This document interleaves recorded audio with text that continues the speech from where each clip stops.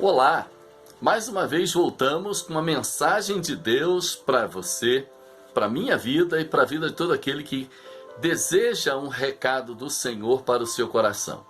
Nesta oportunidade, quero que você leia comigo segundo livro de Samuel, capítulo 9, versículo 12. Segundo Samuel 9, 12. Nós vamos estar lendo apenas um versículo, mas eu quero que você leia o capítulo todo, que vai até o verso 13, para que você possa entender então melhor a vontade de Deus para a sua vida, para a minha vida. Nada melhor do que o próprio Deus falando conosco através da sua palavra. Eu quero que você me ajude, antes de tudo, orando junto comigo. Feche os seus olhos e vamos falar com Deus. Pai bendito, muito obrigado pela tua palavra. Obrigado porque nela entendemos a vontade do Senhor para as nossas vidas e o Senhor nos deu como um presente para que nós possamos seguir e prosseguir na vida, agradando a Ti, ainda que venha desagradar as pessoas. Ajuda-nos a entender aquilo que o Senhor tem para nós nesta oportunidade, em nome de Jesus. Amém. Bem, o segundo livro de Samuel, capítulo 9, narra um fato maravilhoso, inusitado, uma coisa assim, uma história muito interessante, que está falando sobre a vida de Mefibosete. Quem foi Mefibosete? É isso que eu quero que você lê comigo atentamente no capítulo 9 de 2 Samuel, a partir do verso 1. Disse Davi: ainda alguém que ficasse da casa de Saul para que lhe faça bem por amor de Jonatas? Havia um servo na casa de Saul cujo nome era Ziba, e o chamaram que viesse a Davi. E disse-lhe o rei: és tu Ziba? E ele disse: servo teu. E disse o rei: não há ainda algum da casa de Saul para que use com ele de beneficência de Deus? Então disse Ziba ao rei: ainda há um filho de Jonatas, aleijado de ambos os pés. E disse o rei: onde está? E disse Ziba ao rei: eis que há um filho de Jonatas aleijado, que está na casa de Maquir, filho de Amiel, em Lodebar. Muito bem, quando nós lemos esse texto e vamos fazendo uma análise desse texto à luz da palavra de Deus dentro do seu contexto, a primeira pergunta que vem é: quem é esse filho de Jonatas, que era amigo de Davi, filho, no caso, Jonatas, filho do rei Saul, e neste momento Mefibosete é neto de Saul? Bem, vamos começar a entender primeiro quem é Mefibosete. Mefibosete, ele tinha este nome, também era conhecido como Meribe Baal, é a mesma tradução.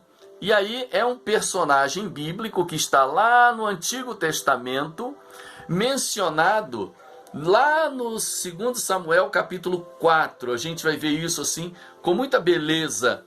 E Mefibosete, ele era filho de Jonatas, neto de Saul, foi levado pela sua babá para uma cidade chamada Lodebar. Lodebar quer dizer não memória, também conhecido como essa expressão, onde havia sequidão, miséria, e cujos habitantes eram todos, na sua maioria, mendigos e pessoas doentes. Isso ocorreu após o atentado contra seu avô, o rei Saul, por parte dos filisteus numa sangrenta batalha ali no Monte Gilboa, o que resultou na morte de Saul e de seus 3 filhos. Teve ainda um filho pequeno, de nome Mica, morando em Jerusalém, que foi morto também.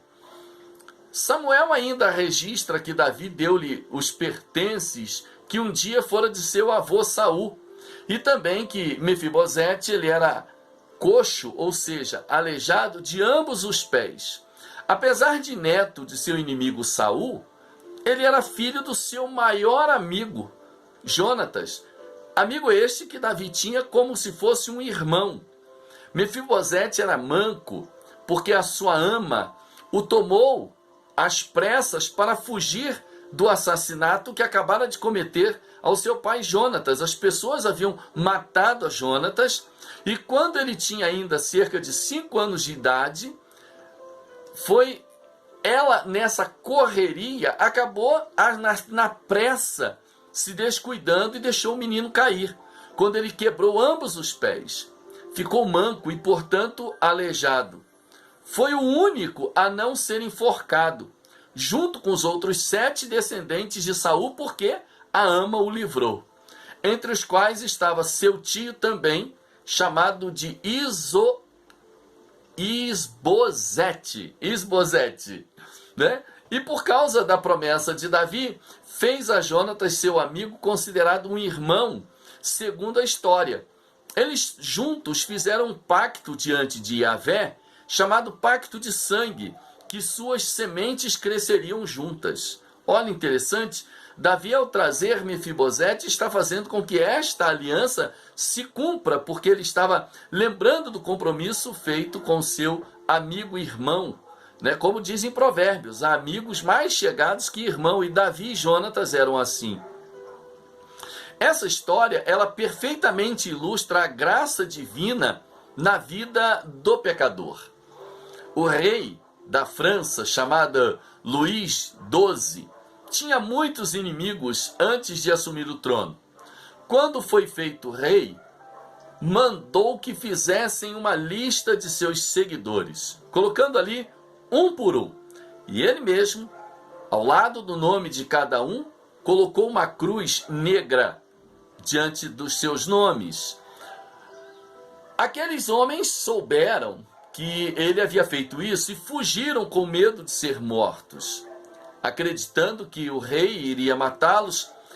O rei, então, sabendo disso, mandou chamá-los um a um. E ao chegar próximo, ele decretou seu perdão e disse-lhes que ali ele havia posto a cruz diante dos seus nomes, não para os matar, mas para se lembrar da cruz de Cristo, com o objetivo de, em esforço mental, seguir o mesmo exemplo de Jesus, daquele que orou por seus perseguidores ao invés de persegui-los, e disse: Pai, perdoa-os porque não sabem o que fazem. Moldados pela graça é o tema do nosso sermão de hoje. Moldados pela graça porque nela moldados transpomos barreiras. Está aí no versículo 3 de 2 Samuel, capítulo 9, o texto que nós estamos trabalhando. Vive ainda alguém da família de Saul? Perguntou ao rei. Se existir alguém, diga-me quem é, para que eu use de bondade para com ele, para que eu possa cumprir um voto sagrado. Sim, respondeu Ziba. O filho de Jonatas ainda vive ali aleijado dos 2 pés. Lá no versículo 7, Davi vai dizer uma outra coisa interessante. Não temas, porque decreto. Usarei contigo de beneficência por amor de Jonatas teu pai. E te restituirei todas as terras de Saul teu avô, e tu de contínuo comerás a minha mesa. É interessante como a graça de Deus nos faz transpor barreiras. Não transpomos pelas nossas forças. Quem transpôs a barreira foi Davi. Davi, ele tinha sido perseguido por Saul. Saul tentou matá-lo várias vezes. E Davi viveu praticamente como nômade um longo período de sua vida, fugindo da perseguição de Saul. Mas em um amor profundo ao seu irmão Jonatas, de sangue, não por serem filhos do mesmo pai, da mesma mãe, mas de sangue pelo pacto feito entre eles. E aliança quer dizer isso, sangue, pacto de sangue. E eles fizeram este pacto. Bem, Davi transpôs a barreira de qualquer outro sentimento que não fosse de fazer o bem em nome de Deus, como está no verso 3. É importante perceber que Davi, ele considerou Mefibosete porque ele tinha um amor profundo por Jonatas, seu irmão. Em amor, E este amor, ele é transpassado para o seu filho, e mais, ele traz Mefibosete para sentar-se à mesa e comer com os seus filhos, como príncipe, como havia prometido. Ah, que coisa maravilhosa! Tiramos uma linda lição para nós. Jesus Cristo, ele fez isso conosco. Ele nos trouxe para também sentarmos à mesa com o Pai, comermos juntos com ele, como príncipes herdeiros das promessas celestiais, herdeiro da mansão celestial. Você já parou para pensar nisso? Você que é crente, tenha consciência da grandeza desse gesto de Jesus por nós, que pela graça nos faz co-herdeiros de Deus. Que maravilha é poder sentar-se à mesa e comer com o Rei. Somos príncipes em Cristo. Não porque somos melhores, mas por causa da sua graça, da sua misericórdia, que nos molda e nos torna cada dia mais parecido com Jesus. Moldados pela graça, somos supridos. Nos versos de 7 a 10, é interessante que essa graça supre todas as necessidades do ser humano. Nos versos de 7 a 10 do texto de 2 Samuel capítulo 9, nós observamos que Davi traz Mefibosete para a sua mesa, e 4 vezes ele repete que faria isso, no versículo 7, 10, 11 e 13, onde ele confirma. O texto sagrado, nós vemos Davi garantir a Mefibosete que comeria agora em sua mesa. Que honra para Mefibosete! Davi traz Mefibosete para sua mesa e então chama Ziba, o moço que havia servido a Saul, quer dizer, já não era tão moço assim, né? E disse-lhe: tudo o que pertencia a Saul agora pertence a Mefibosete. Ele é filho do teu senhor. Então agora você vai cuidar de você, da sua família, de tudo que pertence a ele, vai plantar, vai colher, mas Mefibosete ficará aqui em casa desfrutando da minha mesa. É interessante, né? Ele vai dizer isso: Mefibosete, filho do teu senhor, de contínuo comerá pão à minha mesa. Coisa linda! O nosso Deus supre as nossas necessidades e a sua graça nos sacia de forma física, emocional e espiritual em todos os âmbitos da vida.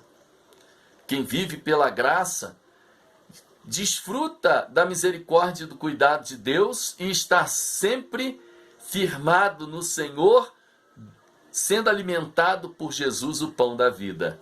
Coisa boa, né?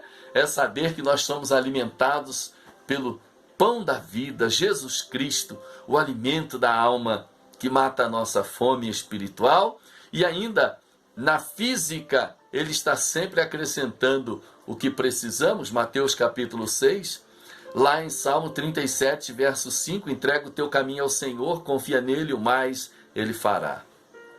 Moldados pela graça, somos transformados. No versículo 11, nós vemos que Ziba, ele vai dizer ao rei: conforme tudo quanto o Senhor, o rei, manda, o teu servo fará. Porém, Mefibosete comerá a minha mesa com os filhos do rei. Oh, que coisa boa, né?